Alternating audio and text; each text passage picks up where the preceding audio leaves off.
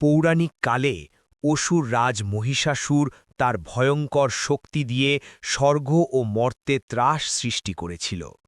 দেবতা মানুষ কেউই তার অত্যাচার থেকে রক্ষা পায়নি। মহিষাসুরের অহংকার এতটাই বেড়ে যায় যে সে নিজেকে অজেয় মনে করতে শুরু করে। অসহায় দেবতারা তখন ব্রহ্মা বিষ্ণু ও মহেশ্বরের শরণাপন্ন হন। তাঁদের তেজ ও শক্তির মিলনে আবির্ভূত হলেন মহামায়া মা দুর্গা।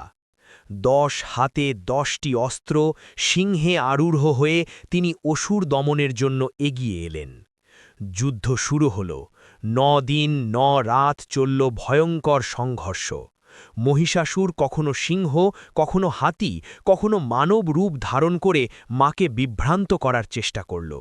কিন্তু দেবী দুর্গার শক্তি ও প্রজ্ঞার সামনে তার সব কৌশল ব্যর্থ হয়ে গেল।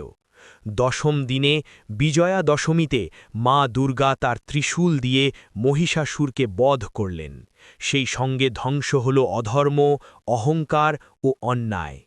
এই যুদ্ধ শুধু অস্ত্রের লড়াই ছিল না, এ ছিল ধর্ম আর অধর্মের চূড়ান্ত সংঘর্ষ।